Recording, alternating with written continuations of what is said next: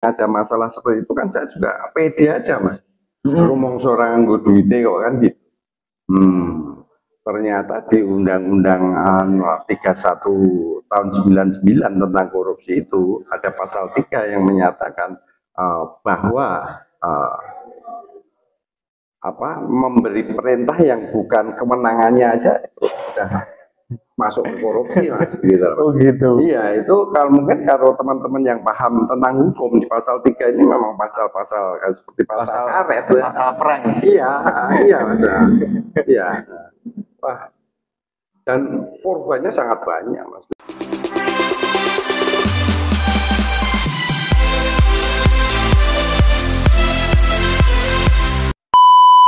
Assalamualaikum warahmatullahi wabarakatuh.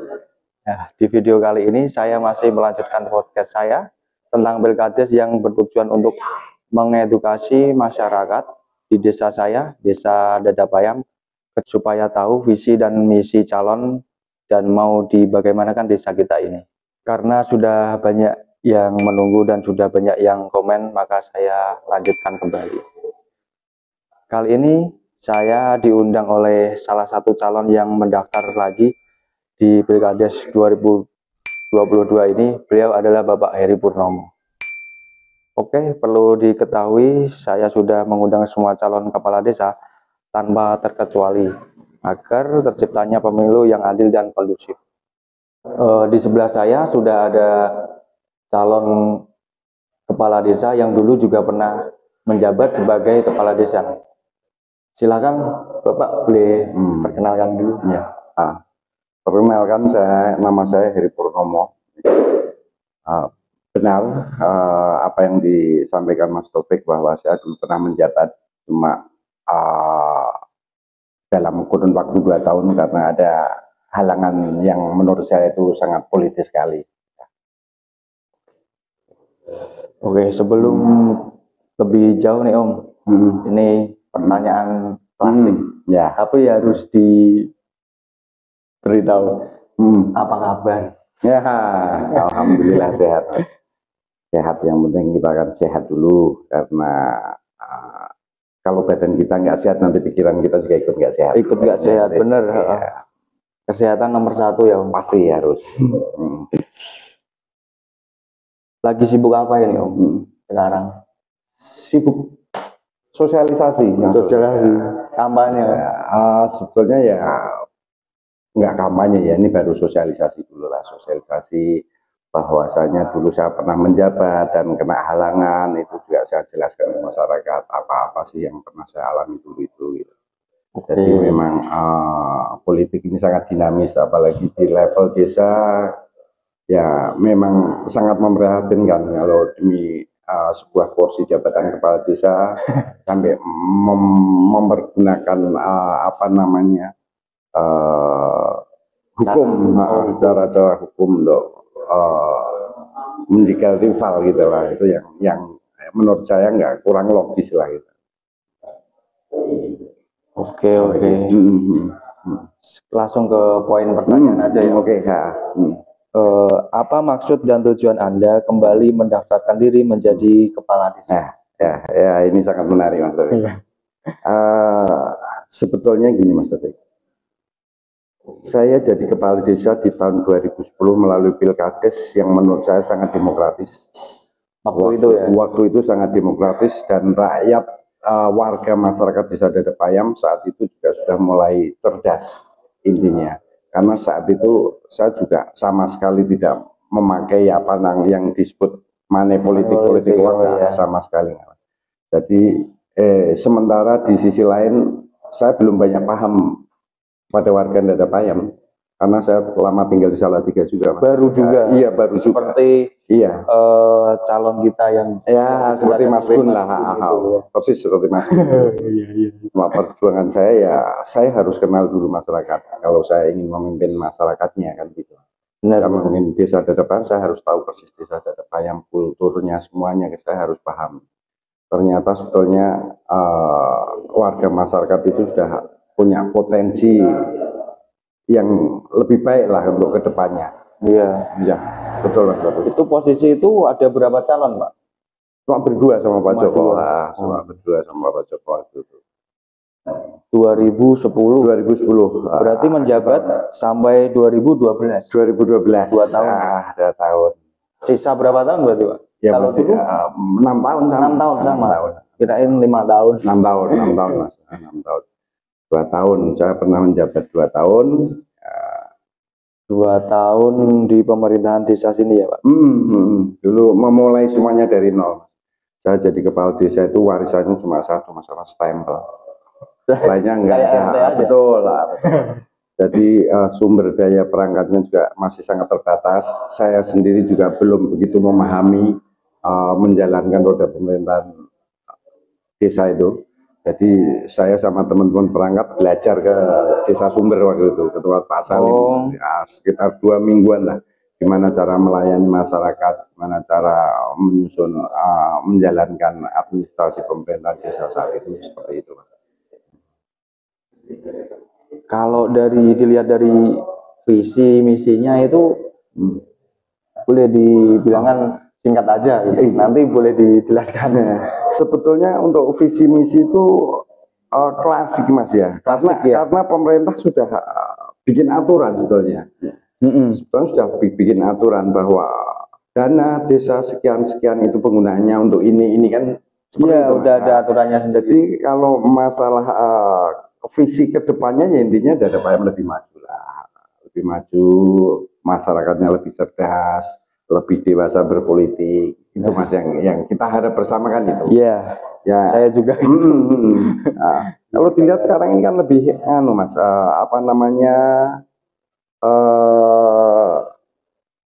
kondisi iklim politisnya kan lebih kondusif saat ini Mas. Waktu saya berdua dulu hangat banget. Masalahnya sekarang calonnya banyak. Tapi beda Mas. Yang sebelum ini calonnya banyak, nggak sekondusif ini Mas. Aman Om itu. Waktu periode sebelumnya yang sama Pak Parnya itu kan jalurnya banyak, ada Mas Budi, ada Mas Ari. Iya. Itu sebetulnya sama banyaknya. Lupa saya. Sama banyaknya. Cuma kesejukannya beda memang gitu. Ini lebih demokratis. Makanya kan regenerasi lah. Betul. Itu masyarakatnya harus. Karena ke depan tuh yang menjadi pemimpin kan pasti yang muda-muda. Itu memang harus regenerasi, nepotisnya ya harus mau dihilangkan lah gitu lah. Siapa yang memang potensi ya kita dorong bersama. Sebetulnya kan kepala desa ini kemarin saya juga sudah begitu apatis sebetulnya Mas itu. Cuma ya melihat kondisi desa sebetulnya sudah apatis gitu Mas. Karena di sisi lain masyarakatnya sudah mulai cerdas, tapi di sisi lain masih ada pihak-pihak tertentu yang mengarahkan atau mendominasi untuk ke arah kayak status quo gitu loh Mas. Jadi status nyaman begini nih gitu loh Mas. Yang nggak mau coba. Jadi intinya kan sudah pada di zona nyaman ini Mas gitu loh. Zona nyaman. Ya kalau dilihat dari sisi saya pribadi loh Mas, karena saya pernah di pemerintahan dulu Mas. Benar. Oke Om. Sekarang kan udah dulu waktu itu sudah menjabat 2 tahun. Betul. Sudah ada pembangunan belum? Achievement apa yang udah sampean? Saat itu sangat beda Mas sama sekarang Mas. Dari segi ADD, iya. Saat saya menjabat itu ADD cuma 60 juta Mas per tahun. Sekarang 2.700 juta loh Mas. 2.700 juta sekarang. 2,7. 2,7 Ya itu termasuk disumbang oleh gaji perangkat yang naik semuanya. Gaji perangkat. Terus buat bantuan itu ya Om ya. Bantuan untuk itu masyarakat miskin terus PKH enggak, itu kalau PKH dari Kemensos memang ada anggaran itu dari desa ada namanya bansos DD ya yang bersumber dari dana desa ada. Cuma menurut saya kalau dana desa ini yang saya dengar dan saya lihat dari Pak Presiden kan memang lebih dominan ke arah pemberdayaan mas, ke peningkatan perekonomian masyarakat mas. Oh perekonomian. Bukan SDM-nya, ekonominya mas. Ini kan program sekarang kan setelah COVID ini kan program pemulihan ekonomi kan. Iya benar. Makanya kan banyak aset yang dikembalikan ke desa. Makanya harus pengelolaan desa ya saya kira ya harus benar-benar orang yang kompeten di bidangnya gitu. Iya. Termasuk yang sangat digencarkan kan ini masalah desa mandiri ya. Desa mandiri pemerintah pusat kan support semuanya sampai diarah ke sektor pariwisata pun menteri sampai turun. Dana untuk desa wisata digencarkan ya. Oh iya, banget karena begitu ada potensi wisata yang bisa dikembangkan oleh masyarakat desa dan pemerintah menyupport. Kan intinya nanti masyarakat semua bisa golek pangan lah, biasanya kan gitu mas. Nah, golek pangan. Nah, apa adaptasi sendiri? Betul. Nah, itu nanti efek multipliernya ke sana mas, gitu mas. Nah, bayangin misal Curibudak itu jadi rame lah mas. Warung-warung kan semuanya jalan. Iya. Nah, dari warga-warga. Pasti perekonomian masih meningkat. Pengelolaan ADD yang profesional lah ininya sesuai dengan peruntukannya itu mas. Yang penting itu mas. Jadi jangan waktu itu seperti yang saya alami, saya nggak tahu juklak-juk nih, tahu-tahu saya melanggar aturan. Gimana om? Boleh yang kali? Oh nggak apa-apa. Oh iya, waktu itu ceritanya ke desa Dadapan itu dapat bantuan bedah rumah mas, 50 unit. Bedah rumah 50 unit. Per kakak itu dapat per rumah dapat 5 juta. 5 juta. Itu mestinya kewenangannya PNPM mas. Sama tim desa ya benda ada desa waktu itu mas. Oh, iya. Saya saat itu jabatannya siapa om? Pak Harkam waktu itu. Pak Harkam pojok itu. Iya. Saya sama sekali nggak paham itu masalah. Begitu ini ada masalah seperti itu kan saya juga pede aja mas. Rumong seorang nggo duite kok kan gitu. Ternyata di Undang-Undang 31 tahun 99 tentang korupsi itu ada pasal 3 yang menyatakan bahwa memberi perintah yang bukan kewenangannya aja itu sudah masuk ke korupsi mas gitu. Oh gitu. Iya itu mungkin kalau teman-teman yang paham tentang hukum di pasal 3 ini memang pasal-pasal seperti pasal karet ya. Pasal perang. Iya mas. Iya. Wah, dan korbannya sangat banyak mas. Lah, banyak sekali mas. Saya di Kedung Pane itu, waduh, satu Jawa Tengah kepala desa itu, wah, isinya ada semuanya, banyak banget. Oh berarti dulu rata-rata seperti itu mas, namanya penyalahgunaan wewenang itu mas. Itu tugas PNPM di sidang ini mas, pengalaman di sidang saya juga ditegur Pak Hakim juga kan. Urusannya itu bukan tugas kamu Pak Lurah, itu tugasnya PNPM. Ngapain Anda ikut-ikut perintah gitu. Nah, dengan adanya perintah Anda itu negara jadi rugi. Berarti kesalahannya ya hanya itu. Wah itu kan waktu itu ya nuansa politisnya kenceng mas. Iya masih kenceng. Tahun 2012 berarti pak. 2011 akhir proyeknya. Nah, itu di dusun mana ini? Semuanya di Kerajaan Pojok sama Jambi. Sudah berapa persen? Udah selesai. Udah selesai. Jadi, baru diusut gitu. Iya, dana ini mas. Jadi gini mas, saya kan ngikuti di lapangannya mas. Jadi misalnya bantuan bedah rumah itu satu rumah dapat 5 juta, itu dapat lantai sekian meter persegi, dapat fondasi sekian meter, dapat kusen pintu sekian. Udah ada semuanya mas. Dari 0%, 50% kita semuanya laporan aja. Cuma di pekerjaan itu ada sisa dana mas. Gitu mas. Karena apa kok sisa? Karena misalnya kusen pintu di sini kan produsen mas, warga kan banyak yang bikin. Benar. Kita bisa dapat lebih murah gitu mas. Nah akhirnya ada sisa. Sementara setelah jadi kasus ini saya baru membaca juga judisnya, ternyata pekerjaan untuk proyek-proyek seperti itu harus royongan. Penerima bantuan itu gotong royong bareng-bareng nggak ada gentenan gitu mas.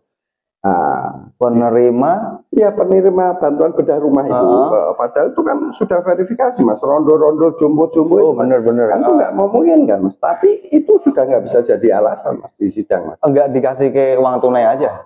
Oh, enggak, harus berwujud mas. Oh harus gitu. Berwujud. Harus berwujud. Fisik ya? Ya kita wujudkan fisiknya pun masih ada dana, masih sisa mas, gitu loh. Nah, untuk percepatan ya udah untuk bayar tukang mas cukup tau kan gitu. Nah itu yang saya salah. Oh gitu. Saya harus ganti itu mas. 28 juta. Wah, enggak miliar. 28 juta. Coba juga. Per unitnya 560.000 ongkos tukangnya. Sekali kan 50 kok. 50. Nah, itu. Oh berarti sanksinya itu harus saya kembalikan. Kalau saya nggak kembalikan tambah hukuman 2 bulan. Oke. Nanti saya serahkan jenengan itu ada lampiran putusannya. Yaitu saya terus terbuka kan karena begitu kemarin mendaftarkan diri menjadi calon kepala desa, ya di pengurusan SKCK kan ditanyakan mas, gitu, mas. Gitu, mas. Ya akhirnya juga saya sampaikan, saya lampirkan juga di berkas pencalonan, tolong ini umumkan juga ke masyarakat, gitu. Ya bukannya saya membela diri, saya salah mas, karena ketidaktahuan saya salahnya, ya nggak apa-apa mas. Semua orang punya titik terendah. Iya, cuma bagaimana kita menyikapinya supaya kita lebih betul. Tapi intinya kita sama-sama koreksi lah mas. Ya, koreksi ke diri kita, mawas diri lah. Bahwa ini kan seperti nuansanya kan dikemas untuk menjatuhkan lah mas, gitu lah mas. Nah, jadi saya sama sekali belum kerja mas. Jadi ya kerja semua seadanya. Berarti proyeknya itu baru satu itu? Apa sudah proyek yang dari PUPR, yang lainnya jalan sudah kayak apa? Coba disebutin udah pencapaian apa jenengan dulu. Ya, saya begitu jadi kepala desa mas. Saya ingat jalan raya ini kan, saya kan juga sering pulang ke desa tuh mas. Jalan ini? Iya, jalan kabupaten ini tuh. Terakhir di aspal tahun 91 mas. Nah, iya. Begitu saya kepala desa kan rasanya miris gitu loh mas. Gimana caranya nyari duit ini gitu. Ini kan tanggung jawabnya kabupaten. Sementara saya minta kabupaten menghadap Pak Bupati nggak ada dana. Oke. Ya itu harus kemana om waktu itu? Ya akhirnya saya ngajukan ke semua stakeholder yang ada mas. Kepala desa gitu? Oh enggak. Stakeholder itu apa? Intinya pemangku kekuasaannya mas. Kalau waktu itu permohonan saya kan semua kepala desa mulai Bantal sampai Salatiga ujung-ujung tanda tangan mas. Biar saya yang cari duit. Ya berapa itu? Oh, banyak mas. Mulai Bantal banyak. Belasan ya? Iya, enggak belasan. Jadi ya waktu itu yang tanda tangan kepala desa Bantal, kepala desa Pelumutan, Rejosari, Dadapayam, terus Tukilan, Randon, Sumber. Sama ujung-ujung. Terus saya berbekal itu, saya maju ke Bupati. Anggarannya nggak ada. Nggak ada. Cukup pak, tahun 2011 itu mas, saya ingat banget mas. Terus akhirnya saya ke provinsi juga menghadap ketua DPRD waktu itu Pak Muldoko. Itu juga, ini ada anggaran 5 miliar, cukup apa enggak kan gitu. Iya. Nah, terus yang terakhir terus saya Jakarta, akhirnya ketemu Pak Gubernur itu waktu itu, masih di komisi. Gubernurnya siapa? Pak Gubernur Jawa Tengah sekarang ini loh mas, waktu itu masih di Komisi 2 DPR RI. Iya betul. Beliau waktu Munas di Solo, selesai Munas, kami kepala desa ditelepon untuk ngadep beliau di Hotel Novotel. Nah di situ saya sampaikan, tolong bantu lah desa saya. Di daerah mana hotelnya itu? Di Novotel Semarang. Iya. Beliau habis Munas di Solo, Munas PDI waktu itu. Oh iya, beliau kan partai. Iya, saya sampaikan. Ya, terus alhamdulillah turun itu yang untuk tanggung jawab kabupaten. Yang untuk desa yang lainnya banyak mas, yang kecil-kecil banyak. Jadi misalnya yang swadaya itu mas, jadi swadaya itu bukan rakyat turunan mas, bukan rakyat turunan. Ininya saya berusaha cari dana gimana caranya buat bangun mas. Jadi selama jabat ya nggak pernah istirahat tukang mas. Terus itu tukangnya juga dipakai desa sampai sekarang Mas Arifin itu. Kalau kurang ya, iya. Nah, kalau sampai kekurangan ya akhirnya saya masih punya upah bengkok yang sebelah mana tolong dijual saya kan untuk bikin saluran mulai dari kerajaan sampai Mojo. Itu kaitannya karena Talot itu. Iya. Karena waktu itu saya mengajukan bantuan untuk pengaspalan jalan. Kalau talutnya belum benar itu nggak dikasih itu dulu gitu. Aja. Ya. Dan itu disupport oleh beliau-beliau yang dari Bilirejo, Pak Heru ada, Mas Bejo ada, Mas Parjo ada yang di PU provinsi itu, mereka bantu banyak. Ya, capeknya nggak seberapa Mas, tapi sudah lumayan lah gitu. Lumayan ya, Kerja 2 tahun tahun. soalnya baru. 1 tahun kerja Mas. Iya, kerja hanya tahun 2011 Mas. Begitu menginjak tahun 2012 awal sudah mulai diperiksa kejaksaan Mas. Dan kerja lagi gitu loh Mas. Gua sibuk urusan itu udah. Iya. Wah, tapi ya jadi pengalaman lah. Oke. Ya kemudian ya ke depan kedewasaan politik kita mesti perlu pembenahan. Diperbaiki. Ya. Lanjut ya Om. Nah ya. Bisa dijelaskan hal apa saja yang Anda lakukan agar tidak mengalami kegagalan ini lagi? Dengan punya tameng lagi. Ya, harus sebetulnya waktu itu bukan kegagalan Mas ya, karena yang saya kerjakan semua selesai. Jadi istilahnya loh Mas, bukan gagal. Bukan gagal. Itu apa namanya ya? Istilahnya bukan gagal. Kalau gagal itu mengerjakan sesuatu tapi nggak kelar. Nggak kelar ya. Nah ini kan nggak Mas, ini kan nggak. Sebetulnya cuma saya kerjakan. Di pribadi saya kan belum kelar berarti beda gitu. Beda pendapatnya mungkin. Gak apa-apa ya beda Mas. Istilah. Nggak gagal, jadi terhenti ini. Terhenti. Ya, lebih tepatnya terhenti ya. Terhenti karena faktor X lah kan gitu. Itu memang perlu semua warga juga ngerti Mas. Dijelaskan aja nggak Pak? Kronologisnya seperti itulah kira-kira gitu garis besarnya. Ya. Nah, sementara masalah motivasi ya ininya kok enggak ada payam ini kok dari kacamata saya kok nggak ada perubahan Mas. Motivasi panjenengan itu. Ya, sementara saya di rumah melihat seperti itu, kok jane iki rumangsa iso ning kok dilakoke kaya ngono kok ora anu Mas. Gitu lah. Hal seperti itulah. Ya jadi bukannya mengkritisi, ini faktanya aja Mas. Masalah keadilan dalam arti pemerataan keadilan Mas, ini kan suka di mana-mana banyak timbang Mas. Dalam hal apa loh? Misalnya yang BLT. Nah, sebetulnya bagi saya seperti itu merupakan tantangan Mas. Jadi tantangannya bukan ngecak ke BLT ini Mas. Tantangannya di mana masyarakat itu bisa nggak terima BLT gitu. Wah iya. Kan arahnya ke sana arahnya. Arahnya kan ke sana. Apa punya tolak ukur sendiri? Yang disiapin duit sama negara gede banget Mas. Untuk pemberdayaan Mas. Ya, potensi sekali Mas. BUMDes ini kan mesti disupport, sudah disupport negara, semua memberi dukungan penuh sama BUMDes, kan tinggal kita Mas gitu Mas. Tapi dulu ya belum sempat bikin BUMDes ya? Oh sudah nggak sempat jalan. Itu sudah pertama saya dulu di mana Pak? Ya di Data Payam. Data Payam sini. Nggak ada peserta, nggak ada yang handle Mas gitu loh. Karena ada contohnya masalah ternak aja Mas Amrodin Jambi itu. Dulu saya cari siapa yang mau tak sekolah ke Bintek untuk kontek sapi itu nggak ada yang mau. Yang mau Mas Amrodin. Satu iya.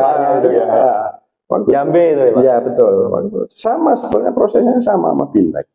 Jadi begitu kita nyiapin BUMDes dan BUMDes ini tidak hanya sekedar jargon, tidak hanya sekedar judul ya Mas. Memang mau diaktifkan karena juga ada sumber dananya yang bisa dikelola Mas gitu loh. Nah, ya, mestinya kita tinggal bilang kabupaten tolong bintekin ini gitu lah. Nah, kalau masalah unitnya BUMDes kan banyak Mas. Apalagi sini ini warga-warga ini banyak nanam karet segala macam tuh, ngapain ya dijual ke desa. Biar desa yang kontrak sama pabrik kan mestinya seperti itu. Iya. Nah, harganya kan lebih oke kan. Di samping harganya intinya kita membantu masyarakat Mas. Jadi sak kepeng rong kepeng pergi desa gitu ke desa. Ora kudu nunggu nimbangi tiap bulan sekali. Itu satu. Yang kedua untuk unit simpan pinjamnya Mas enggak bagus itu Mas. Simpan pinjamnya mesti kencengin, harus sampai ke masyarakat kecil. Misalnya seperti saat-saat seperti ini Mas. Iya. Wong ado nandur sawah butuh biaya benih, pupuk, tenaga, pekerjaan, ngerjak gini itu loh Mas. Kalau desa yang nyiapin kan enteng Mas. Pinjam ke desa dari unit simpan pinjamnya, petani yang terima, konak panen balik ke desa dipateni biro. BUMDes keuntungan dari BUMDes itu nanti kembalikan ke masyarakat meneh. kegiatan-kegiatan penora turunan kan gitu. Buat kayak wayangan itu daripada warganya ditarikin kan ya mestinya seperti itu. Kasihan Mestinya seperti itu Mas. Itu kalau sampai ke sisi yang paling kecil mikro kan seperti itu. Dan itu kan tidak hanya sekedar ke sisi petani Mas, ini rata-rata pedagang Mas. Kan kita bisa simpan pinjamnya untuk pedagang itu Mas. Besok meneh badi meneh ngenteng kita punya pasar ya. Oh iya. Pasar itu mungkin ya pasar itu memang aset Mas, tapi yang sudah tersedia ini loh Mas, fresh money Mas. Ini kan fresh money. Iya loh, 2,7 miliar taruhlah buat gaji-gaji perangkat 1M lah. Masih berapa aja itu sisanya. Nah, terus pemberdayaan masalah angkatan muda-muda ini loh Mas.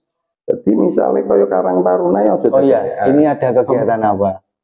Karang Taruna ya. Dari dusun Raja. Nah, jadi intinya pengembangannya ojo mung dadeke tukang minum tukang parkir. Kita support lah. Ada anggaran dari negara untuk mereka kok. Gitu loh Mas. Coba kalau anggaran 10% kita taruhlah 1M lah itu anggaran desa murninya Mas. 10% 100 juta bagi 2 sama PKK 50 juta loh Mas. Karang Taruna haknya tiap tahun. Haknya. Jadi orang digawe teratak sound system mejo kursi. Karang Taruna. Betul. Nah, betul. Jadi mereka juga punya pemasukan, namanya kegiatan orang jalur wong tuane kan gitu. Tuh. Apa ini? Sebetulnya kan sudah diatur negara, desa kan tinggal jalanin Mas. Hal seperti itu. Udah ada peraturannya. Oh iya. Udah di jalan aja. Ada. Nah, itu yang perlu pembenahan lah mungkin. Mungkin sekarang belum tersentuh karena ada sesuatu hal lah kita nggak tahu. Ya mungkin. Terus kelompok-kelompok apa namanya seni budaya yang kan sangat banyak. Sementara dinas pariwisata kan nyiapin anggaran-anggaran untuk itu. Apa ini nggak dikembangkan? Desa wisata kan sekarang udah banyak. Oh iya, itu ada 1,4 miliar itu dari Sandiaga Uno Mas. Untuk embrio desa wisata, apa nggak dikembangin kita punya curi budaya? Mestinya kan seperti itu. Iya. Nah, link seperti itu kan kita bisa online Mas, nggak harus uang pinter Mas. Nah, pinter iso sinau Mas. Semua itu bisa lah gitu. Lewat tanya minimal tanya yang desa wis entuk carane piye to kan gitu. Ini nggak usah malu. Lah enggak, ya harus seperti itu kalau memang orientasinya mau memajukan desa Mas gitu. Apalagi sekarang untuk infrastruktur yang gede-gede kan sudah dihandle sama pemerintah di atasnya. Nah, ini seperti apa? Poros desa itu sudah menjadi tanggung jawab kabupaten. Nah, dana desa kan lebih terserap ke masyarakat nanti Mas, bukan untuk ke visi-visi seperti itu.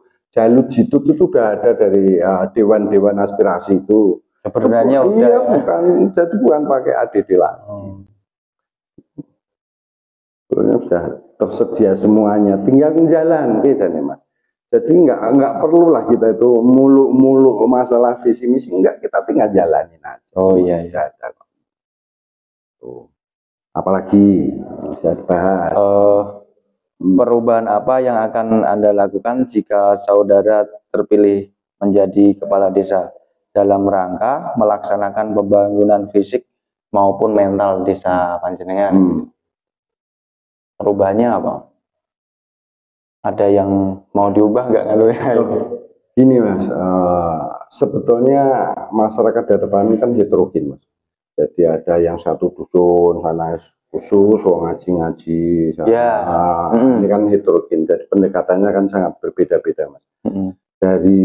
Sebetulnya dari sisi mental sebetulnya sudah semuanya bagus Mas.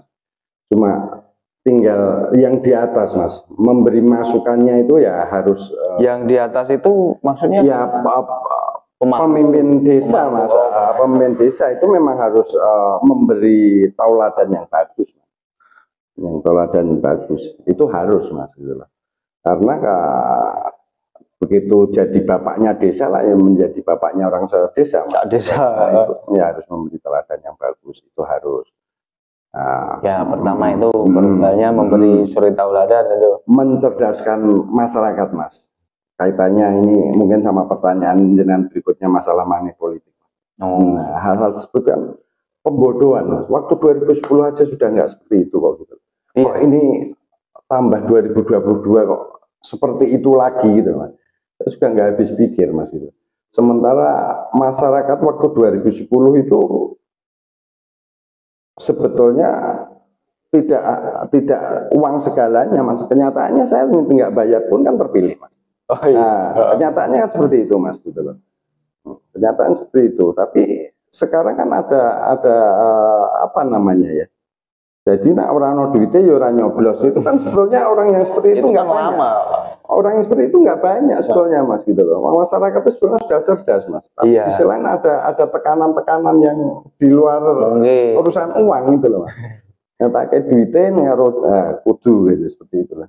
Menurut saya itu pendidikan yang kurang bagus Mas masyarakat. Gitu loh. Jadi menurut saya ini saya pribadi loh Mas. Kalau memang calon kepala desa itu ya adu program lah gitu loh. Ya. Itu fair lah apa yang akan Anda laksanakan dan sudah Anda laksanakan kalau sudah menjabat kan seperti itu loh. Ya. Tinggal melanjutkan sama yang baru mau gimana. Ya, kalau desa itu sebetulnya anggaran desa kalau waktu zaman saya dulu 2010 itu bingung Mas membangun karena duitnya nggak ada. Mesti golek sih Mas. Kalau nggak punya temen yang di dewan di mana nyari channel gitu ya. Cari Mas. Sekarang kan sudah tersedia Mas. Apa sih susahnya gitu loh Mas. Perbedaannya itu ya, jelas itu ya. Dulu nyari Mas. Sekarang sudah tersedia Mas. Dana aspirasi apa Jalut Jitut yang sawah-sawah itu sudah tersedia. Mereka harus berlomba-lomba mengasihkan Mas. Gitu loh. Di dapil mereka masing-masing dewan gitu loh Mas. Itu kalau nggak terserap kan balik lagi ke APBN seperti Pak Fadoli itu kan dibagi-bagi Mas. Jalur Jitut yang untuk usaha-usaha pertanian itu bukan pos dari ADD lagi. Salah satunya itu. Yang kedua ya kalau saya lihat masalah pelayanan pemerintahnya bagus, cuma ya biasalah masalah disiplinnya masalah kebiasaan di sana Mas. Apa masih seperti dulu kalau dilihat itu? Saya nggak tahu persis Mas, nggak tahu persis tapi intinya ya nak kegasian soal urung ono wonge gitu Mas, ketelaten ya bisa. Kalau dulu Om Heri itu anu ya tertib, terkenal tertib apa gimana dulu? Ya ada selentingan kalau jam berapa itu harus anu dulu. Gini Mas, kita kan sudah disumpah itu Mas, sumpah jadi perangkat desa itu kan sumpahnya kan siap melayani itu ya. Siap melayani masyarakat gitu lah. Siap melayani masyarakat, siap jadi perangkat ya siap jadi pelayan masyarakat, bukan jadi bosnya masyarakat intinya gitu Mas. Itu yang mulai saya tanamkan Mas. Gitu. Semuanya bedanya dulu sama sekarang Mas. Sekarang kan sudah disupport oleh perangkat-perangkat yang apa namanya rekrutan pemerintah. Seperti sekdes kasih dulu enggak Mas saya ngerangkap semuanya. Sekarang kan real anu kapasitas betul karena kepala desa itu sebetulnya nggak boleh ngantor Mas, ini ya di keliling di lapangan harus tahu kondisi warga. Kantor tuh sekdes gitu loh seharusnya seperti sekdes yang keuangan itu administrasi kantor semuanya lah. Kepala desa harusnya ya kewilayahan keliling ya mana-mana yang memang perlu dibenahi. Masalah program visi misi pembangunan kaitannya dengan itu kan kalau masalah pembangunan kan kita patokannya sama RPG rencana pembangunan itu Mas, RPJM desa itu kan tahun besok ini udah disusun di tahun 2021 kemarin jadi bukan tahun sekarang besok, enggak itu udah 2 tahun kemarin. Nah ini kita tinggal konsisten melaksanakan. Nah, cuma rata-rata kalau di desa itu suka dimanfaatkan untuk kepentingan politis ya itu walik nggone kalau namanya pilihan dan tidak konosis seperti itu loh. Mudah-mudahan. Nah akhirnya imbasnya ya tanpa disadari proses regenerasi juga jadi ikut terhambat. Karena yang mesti nanti estafet ini mesti kroni saya kan seperti itu. Kalau saya nggak cocok yang seperti usaha pribadi Mas. Ya siapapun yang potensi monggo gitu. Kita support bareng-bareng gitu. Jadi kaitannya dengan politik uang selama calon itu pakai seperti itu saya kira juga secara nalar ya nggak bagus lah. Nggak bagus ya. Gimana Mas jabatan kepala desa berapa sih gajinya? Kan banyak udah di di nganu kan. Iya. Maksudnya kan udah nggak zaman. Iya, iya nanti masyarakat itu bisa kembali ke 2010, harapan saya seperti itu aja. Harapan saya seperti itu. Silahkan warga itu demokratis milih mana yang dia suka gitu. Berarti belum sempat mengabdi sepenuhnya. Belum, baru 1 tahun mas saya kerja mas. 1 tahun. Iya, iya. 1 tahun 2011 selesai itu mulai proses hukum. Tapi nggak apa-apa. Mau pengalaman hidupnya harus seperti itu gitu. Iya. Nah, Guru ya. Pengalaman itu guru. Iya, melihat kondisi sekarang ini ya miris mas gitu loh. Kok gini-gini terus sementara Pilkades ini menurut saya kalau saya nggak ikut tampil ya mungkin modus-modus Pilkades yang lama bisa terjadi lagi. Ini cuma itu sebetulnya. Ini punya apa cara lain nggak buat ngatasin kayak gitu itu? Itu yang mencerdaskan masyarakat. Ya, di mana-mana saya seperti itu saya sampaikan mas. Jangan mau suara Anda dibeli. Iya. Nah, bisanya hanya oh itu. Iya. Ya intinya kan saya di penjara. Prosesnya pasalnya korupsi walaupun itu penyalahgunaan wewenang gitu. Iya. Tapi kalau mau once-oncean mungkin ada yang lebih parah dari saya. Kenyataannya seperti itu. Lihat aja. Nah, terus apa mas yang mau dibagi-bagi sampai ratusan juta? Logikanya loh mas. Kita bicara fakta aja, fakta aja. Nah, saya gaji kepala desa 3,5 juta atau berapa lama bengkok, berapa totalnya gitu loh. Sama bengkok.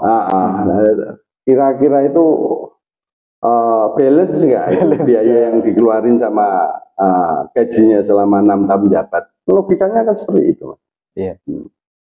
Makanya itu nggak usah monopoli. Oh, saya sarankan seperti itu, warga di mana-mana saya memberitahu seperti itu.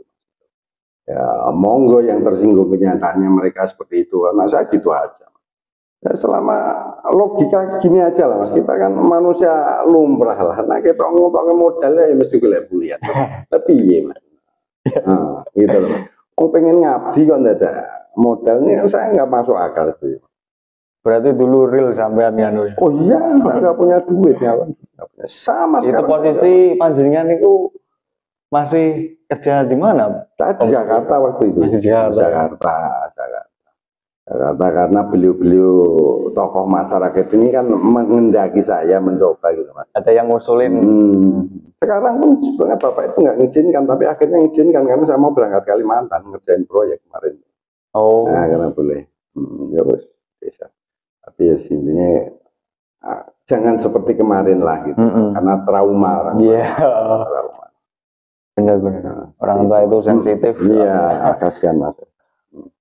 Apalagi apa langkah-langkah yang konkret untuk pemberdayaan pemuda-pemudi di sana? Contohnya tadi loh, anggaran mereka dari negara kita sampaikan. Oh iya. Ayo sampaikan aja. Kita tinggal mandu mas. Untuk apa kalian gitu loh. Nah tak selain 5% kok ADD gitu kan gue apa? Kita pandu, kita awasi teman. Oh maka selama itu positif, ngapain enggak? Jadi ya pasar segala macam ben rame lah. Moro mikir parkir larang mendayar ya. Kalau kayak gitu Iya. Kalau bisa gratis. Nah, harus gitu. Kan rame orang pengunjungnya ada pikiran. Hal seperti itu yang mesti dipikirkan. Selama orientasi kita itu untuk meningkatkan perekonomian warga mas, itu saya kira desanya jadi lebih bagus. Sama kaitannya sama BLT mas, sama bansos mas. Kalau warga ini semua punya penghasilan yang mencukupi mas, orang jaga ke bansos, orang jaga ke PK. Tapi ya agak menutup kemungkinan. Itu yang kita mesti support, kita cari celahnya gitu loh. Minimal mengurangi lah mas. Gitu. Mengurangi. Ya lapangan kerja lah bicaranya lah, pikir kan gitu. Dia contohnya kaitannya sama desa wisata itu pun nanti bisa saling menyambung mas. Oke, sing biasa nomor BLT nggak coba kulan ngene wisatanya dipilih dulu itu ya harus seperti itu. Kalau hanya apatis nunggu tetes yang embun ya seperti ini ya. Sebetulnya nggak repot-repot mas kalau jadi kepala desa, aturannya semuanya udah ada. Tinggal. Berarti intinya itu tinggal jalanin ya? Tinggal jalan. Udah ada schedule-nya, iya, jadwalnya. protapnya sudah ada, SOP-nya sudah SOP-nya udah ada. Nah, ini loh kanggo gigi udah. Kan ada namanya musrenbang, Mas. Dulu musrenbang itu rebutan duit, nah sekarang kan enggak, Mas. Musrenbang itu apa? Musawah lembuk itu loh, Mas, untuk nyusun segala sesuatu yang akan dilakukan tahun yang akan datang. Oh iya iya. Nah, itu mulai tingkat dusun, desa dusunnya apa-apa itu dibutuhkan infrastruktur apa sing kudu didandani naik ke tingkat desa. Anggota desa diinventarisir lagi naik musren ke tingkat kecamatan. Begitu juga kecamatan ke kabupaten, begitu juga provinsi pun musren ke pusat gitu loh. Nah, itu untuk menentukan APBN-nya kalau di pusat. Nah, desa juga nah, sekarang kan ADD-nya sudah ada anggaran desanya. Kanggune opo itu melalui musren.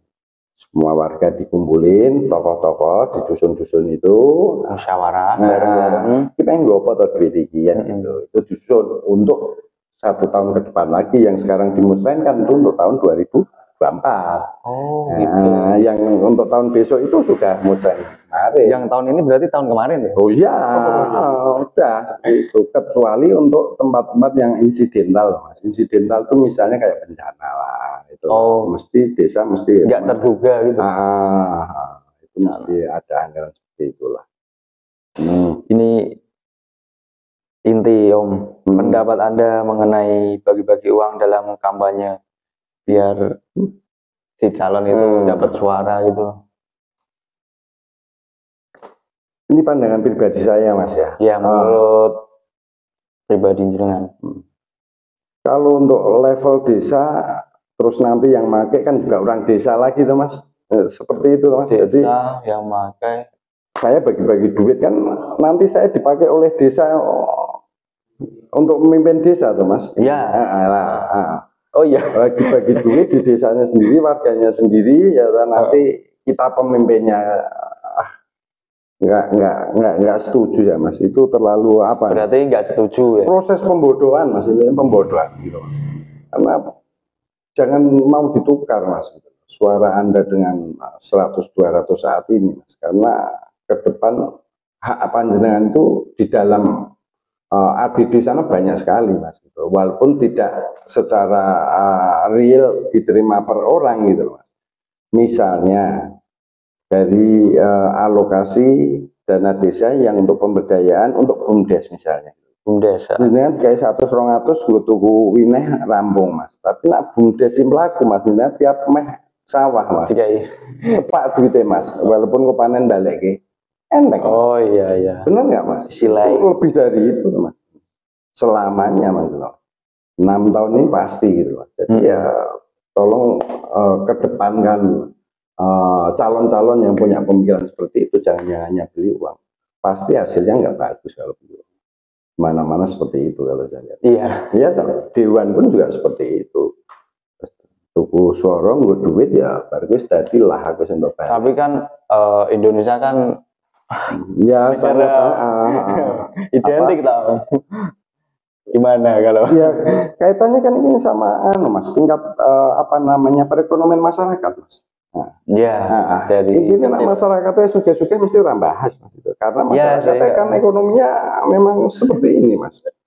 Kita nggak bisa tutup mata gitu, Mas. Iya. Monggo lah, nah untuk urusan legislatif seperti itu, tapi kalau untuk level urusan desa, kasihan lah masyarakat. Karena nanti begitu kita bayar, mereka harus manut kita, Mas. Kebijakan apapun kan nggak bisa bersuara, Mas. Oh iya. Benar nggak? Terikat ya. Betul, Mas. Terus itu jadi orientasi ke duit jadi nggak subjektivitasnya jadi tinggi, Mas. Subjektivitas urusan duit, aku milih karena aku dibayar kan gitu, bukan ini kompetensinya seperti apa kan seperti itu, Mas. Mungkin kalau pemikirannya tanda terima kasih gitu. Tanda terima kasih beda ya. Gini, Mas Taufik tolong beliin rokok ya, beli rokok dulu, Mas. Rokok datang ya, sesuai. Terima kasih, Mas, ambil. Ini kan enggak di depan, Mas. Oh gitu. Ini enggak terima kasih dong, Mas, ini namanya. Beli no, Mas, kalau itu. Beli no. Enggak seperti itu. Ya. Jadi kalau mau wujud terima kasih ya enggak usah ada embel-embel apapun. Oh ya ikhlas, enggak ada event-event apapun dia ngasih gitu. Permintaan. Oh iya no, karena ada maksud hal-hal seperti itu. mesti koreksi bersama lah hal seperti itu. Ya masih banyak masyarakat yang seperti itu juga, mas, repotnya kan itu. Jadi mungkin ya enggak, masih banyak, mas. Jadi kan pemilih ini kan ada tingkatannya sendiri-sendiri ya. Macamnya, mas, bukan tingkatannya, macamnya. Jadi ada pemilih yang sebetulnya itu nggak ngerti calonnya sopo, iso Ya, opo juga makanya ngerti. itu saya bayar. ikut edukasi ini itu satu. masyarakat tahu. Yang kedua itu masalah like and dislike. Jadi seneng be ora wis gitu. Oh iya. Jadi orang wis seneng ya Kapan-kapan iya, iya. Jadi itu yang mengurangi objektivitas kapasitas calon kan gitu itu, mas. Iya. Satu. Tapi juga ada, mas, yang rasional, mas, gitu lah. Rasional, yang nalar. Ya. Jadi memang dia berusaha memilih pemimpin yang menurut dia mampu. Nah, menurut dia, pandangan dia, pemilih ini sesuai keinginan dia, gitu lah, mas. Oh, pemimpin ini nanti pekerjaannya kan seperti ini, jadi kapasitasnya harus seperti ini kan gitu. Banyak juga yang seperti itu, mas, gitu. Cuma rata-rata warga Dadapam ini kan bukan SDM-nya kan memang beda-beda, mas, gitu. Ya. Karena ya banyak orang yang sepuh-sepuh yang nggak ngerti, gitu. Itu ya tahunya pokoknya kayak. Kalau yang muda-muda mungkin seumur jenengan mungkin cenderung lebih ke objektif gitu loh, mas. Iya. Objektif. Ini toh sing kira-kira mampu tadi pemimpin. Karena masalah pinter kan iso sinau, mas. Betul. Tapi pemimpin ini kan terlalu banyak faktor, mas, yang yang bisa memenuhi kriteria jadi pemimpin, mas. Jadi tidak hanya dari latar belakang edukasi, banyak ada faktor latar belakang kemasyarakatannya, pengalaman. Iya, pengalaman. Apalagi seperti Dadapayam, mas. Dadapayam itu kalau kita lihat bersama, kita lihat calon waktu itu Pak Parnyo gitu kan, kurang apik piye to jane Pak Parnyo. Dulu saya belum bisa mikir itu, Pak. Saya belum bisa mikir. Jujur saya. Ternyata kan ya tidak bisa jadi pemimpin di desa ada bapak, ya masyarakat nggak mengendaki toh, karena kenyataannya nggak kepilih kan. Ya, gitu. Walaupun tidak terpilihnya itu ada faktor lainnya, kita ya nggak tahu persis lah seperti itu. Nah, itu memang dibutuhkan pemimpin yang mempunyai kapasitas menyeluruh di segala bidang, mas. Yo iso politik, yo wani, yo iso ngayomi. Ya. Ini yo gelem sinau kan gitu, mas. Bukan yang cerdas, gelem sinau. Kan gitu. Mesti ada program-program baru. Betul, harus update terus lah. Kalau sekarang harus update, harus update terus. Dan yang muda-muda ini harus memberi support terus, mas, sana. Mau coba yang untuk urusan jalannya pemerintahan itu kegiatan desa, Pak Kepala Desanya terus tampilkan seperti saya lihat itu lah ada, mas. Iya. Kenyataannya bagus kegiatannya, positif. Insya Allah kalau ada waktu. Bukan sayanya. Kalau saya kalau habis jam 9 itu pasti ada waktu.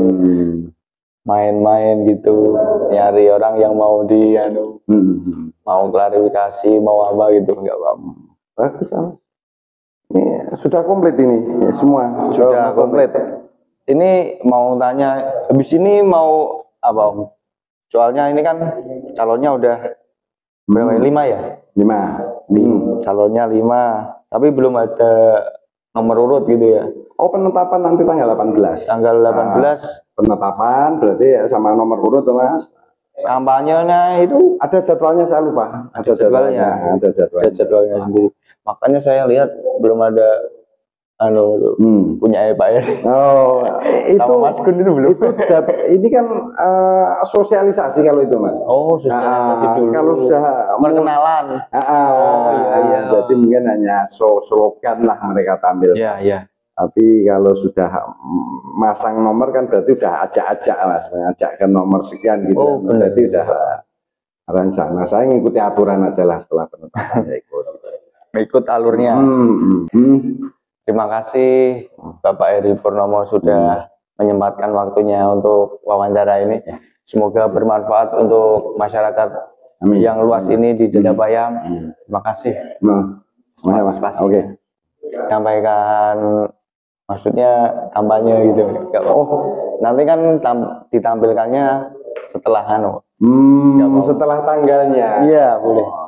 Sebetulnya kalau saya pribadi gini Mas, masalah kampanye ini apa ya? Kan pernah jabat Mas, jadi ini kan sudah pada kenal dan mereka sebetulnya warga sudah pada bisa membedakan lah gitu. Ya. Nah, yang lama kan saya sama Pak Joko. Ya. Warga ini kan sudah bisa membedakan sebenarnya. Oh, Pak Joko itu seperti itu. Ya, nilai plusnya dari semuanya. Bapak Heri kan itu. Ya, yuk banyak. Cuman menegaskan aja. Menegaskan aja. Kalau mau jenengan monggo. Ya, intinya ya, mari berjuang bersama-sama. Saya siap untuk mengayomi dan melindungi, membawa Dada Bayam yang lebih bagus. Ini seperti itu, Mas. Oh iya.